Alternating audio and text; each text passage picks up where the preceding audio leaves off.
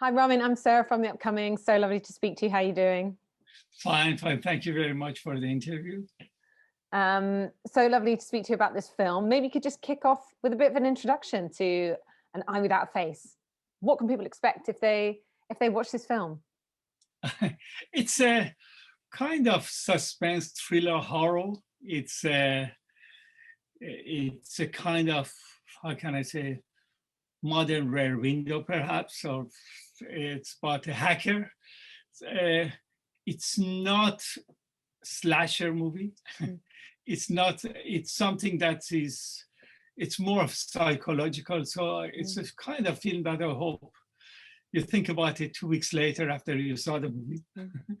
And also, I hope that after you see the movie, you go and you put a tape on your camera, on your computer, because it's very easy to hack your computer and to see what's going on in your apartment. So it's about a young hacker who looks at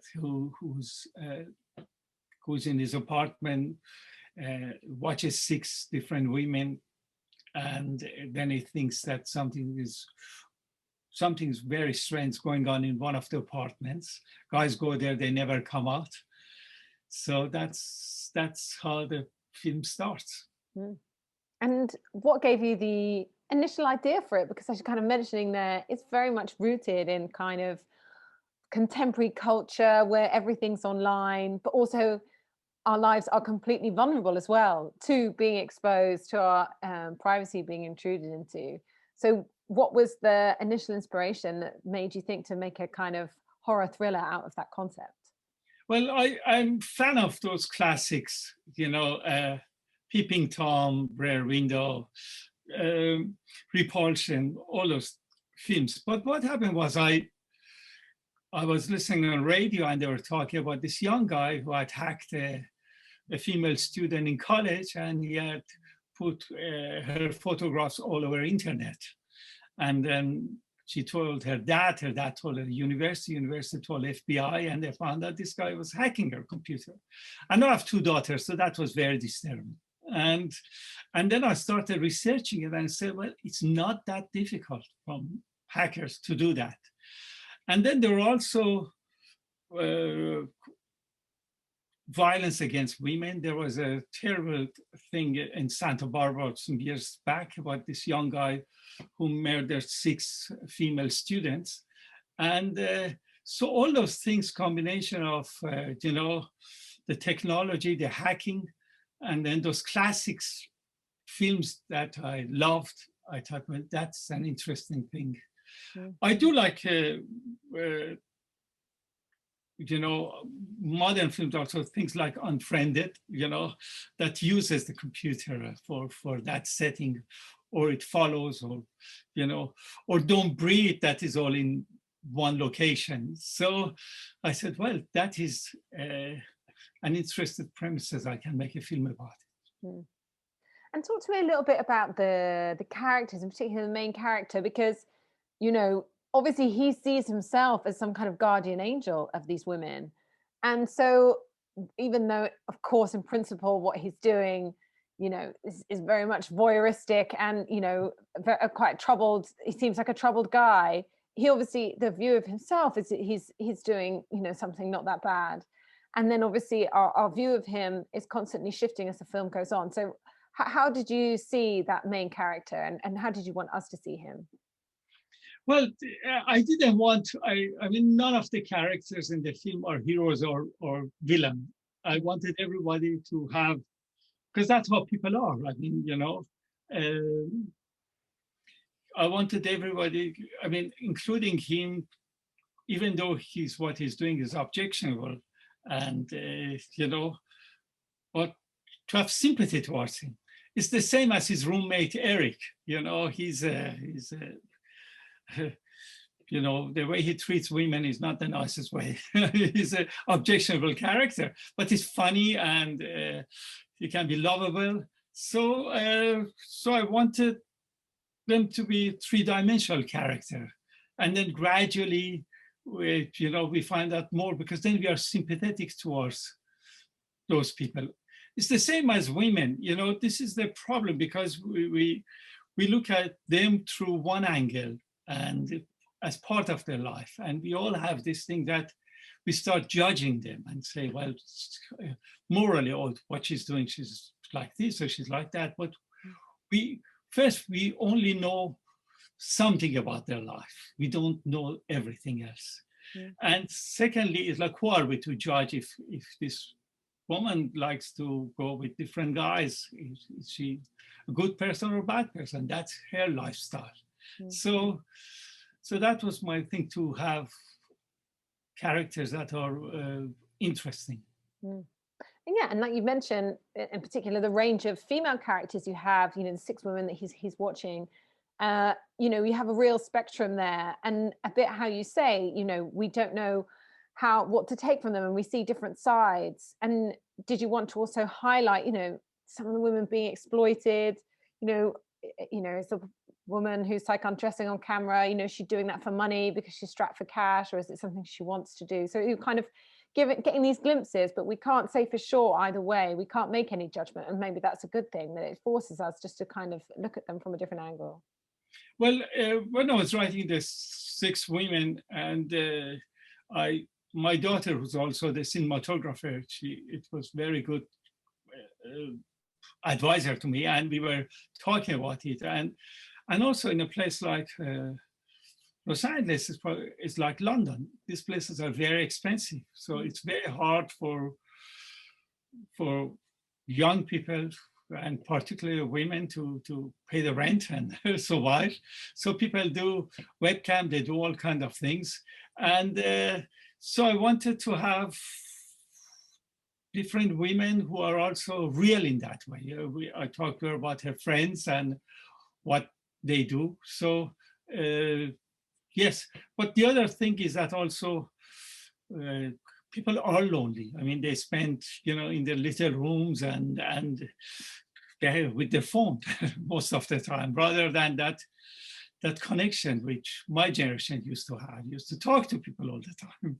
And people spend a lot of time on their own with the phone. And so, you know, I wanted to show that, which is a good thing and a bad thing. I'm not making judgment about it, but I'm just saying, and that's what a guy like Henry exploit that. Well, I was thinking actually as well, in some ways, you know, it's very timely, because we've all been pretty much locked in our rooms, or our houses rather, through lockdown. And so that kind of claustrophobia that you get sometimes watching the film, you know, that Henry's in his room almost, you know, the entire time. The women we're watching are kind of living their lives out in their rooms as well. So do you think that kind of hits a bit of a nerve, if you like, considering we've all been in similar situations over the last year? Yes, absolutely. I think absolutely. It's just we all been suffering from that, being trapped in our little boxes, and the way to see people is the way I'm looking at you, you know. So it's people on screen. That is something that I wanted to. We feel that, and that's why I didn't want to, you know, to go to outside world. It's how we trapped on our screens. And it's interesting to explore what impact that has, you know, the kind of contradiction of the intimacy of having a screen into someone's room, yet being completely detached, and how that affects the way we connect to people and the way we feel about what happens to them. Absolutely. But on the other hand, when he actually has a roommate, when Eric comes, you can see that it changes, because he's an out of work actor who can't pay his rent, and you know, he just wants a place to stay and all that, and he's entertaining, funny, all that. But we see that that Eric is, you know, he needs Eric. He loves to listen to his stories and all that. That because he hasn't been able to communicate with somebody in person. But also him, because of all the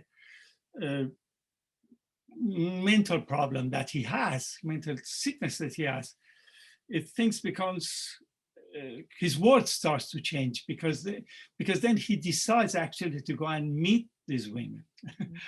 And that's when, it changes in a way his life, and he's going somewhere that we don't know. I mean, that can be harmful in a way to himself and to other people, because he's breaking from that, and he stopped taking his medication because he thinks, no, I'm fine. Maybe I can go and date these women. This is also a problem, that when you watch people on screen or you watch them in social media, because you spend so much time watching them, you actually think you know them. They don't know you. And people have this concept that, well, I know her, and so if I call her, I can go out. No, they don't know you, and they're not interested in you necessarily. So that, I think, is that rejection also. It's something that can be very harmful.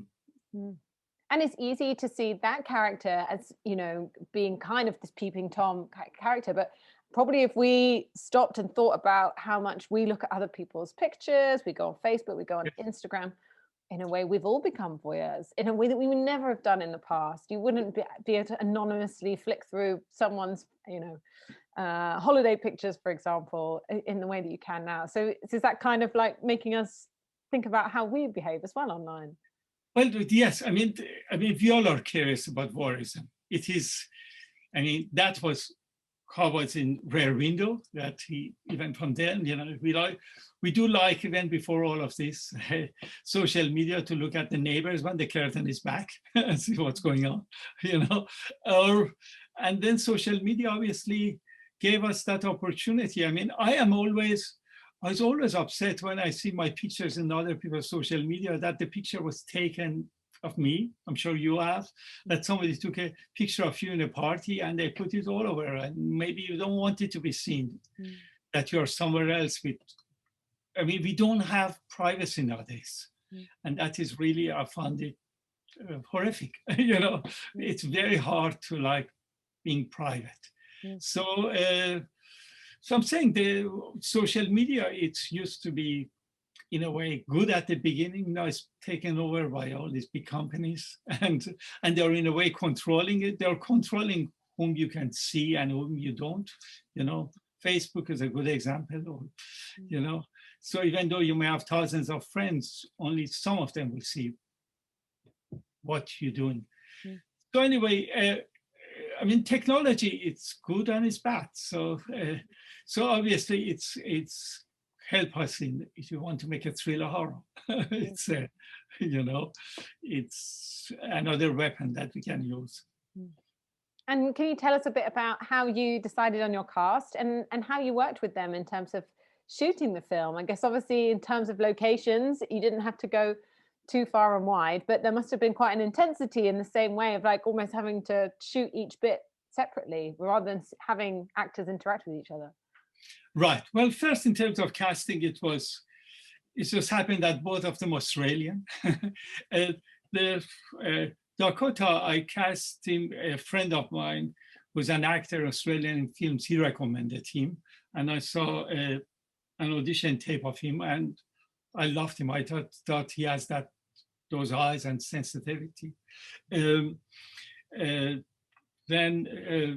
Luke Valada, who's playing the female lead, she's the only one that I'd met before I knew her, and she has gorgeous, beautiful eyes, and I said, wow, she's perfect. So I wrote the part for her, and she recommended Luke, and I saw his Instagram. He's a funny man. He has 1 million people in his Instagram. If you haven't seen it, you should watch him. He's truly funny, and he's doing very well on TV right now.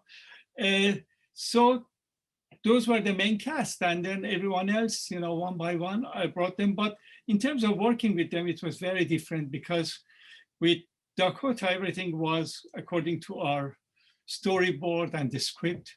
But Luke, being the funny guy, I wanted to give him space to improvise. So, and every take we didn't know where he was going. And the other thing was, in order to help the actors, I did not use green screen. they were reacting to what they were seeing on screen all the time. So they were, I mean, he didn't then know what those girls were doing in their apartment. So he had to look at them. In fact, if you look at in his eyes, you know, you see the screen. And that was the first time he's actually looking at them and he's interacting. I think that helped the actors. As I said, we had a great set, but it was always, when you're doing a film like this, where do I build it? We thought that if we did it in studio, it would cost a lot, and nobody wants to rent their house to you, and you do what we did to my own house. And then I realized, also talking to Bryce, who designed the set, I had written the script for my own house. You know, I imagined him there. I imagined the hallway. I imagined the bathroom is going there. Everything was really written for my house. So it was kind of my wife to go to bed and breakfast, to Airbnb, and, you know, we make the house like that, because it was really written for them in terms of the space. So yes, it was turning it into a film set, which was not easy, because then I had to sleep in the set. You know, I spent 18 hours a day there. Hope it didn't give you nightmares. Yes. And so what do you hope that people will take away from the film? You know, we've talked a little bit about some of the themes that come out of it. Obviously, it is also, you know, there's a lot of anticipation, there are those thriller aspects to it. So, you know, what do you hope people take away overall? Well, a number of things. I mean, first, I hope that people think about it 2 weeks later. As I said, there are some horror films, we all love it, we jump, we laugh, but then we forget next day. So I really hope that they think about the characters. I hope they think about technology. I really do hope that they cover their camera on their computers, because I did a lot of research, and it's, as I explained before, it is easy to hack. So, all of that, what can I say? I love the score myself, as I love the score of all the Saw movies, although I only saw one of them because it's very disturbing, but I love the score. So that's something that also I hope it stays with people, because it has a great score and great look. And, you know, obviously you were born in Iran, and you've kind of made your move into you know, films in the US and so on and so forth. So, you know, what's your ambition for where you go next, and how has that transition been, coming from a place outside of the kind of traditional movie world? Well, I come from Iran, but I was always watching movies. I'm one of those guys who was skipping classes and going to movies all the time. And then I went to film school in London. I worked in London. So and then so I've been brought up in movies, and you know, but being always, of course, being an outsider, you always look differently, perhaps, and so it's easier for me to be critical because I'm looking at it from outside. And it also reflects the time, because it was funny, because I was thinking about it the other day, that I made romantic comedy during Obama. Things was much more relaxed, and you know, then during Trump, I wrote I made a horror film. You know, it reflects the mood. Right now, this year that I've been COVID and all that, everything I've been writing is a drama. Somehow still is not right for comedy. You know, so I think it also reflects where we're heading. You know, I hope we don't go back to more nightmare. Yeah, fingers crossed. Well, thank you so much for taking the time to speak with us, and sharing all that you know, amazing insight into the making of this film. So it was lovely to speak to you. Thanks so much. Thank you very much. Thank you. Cheers.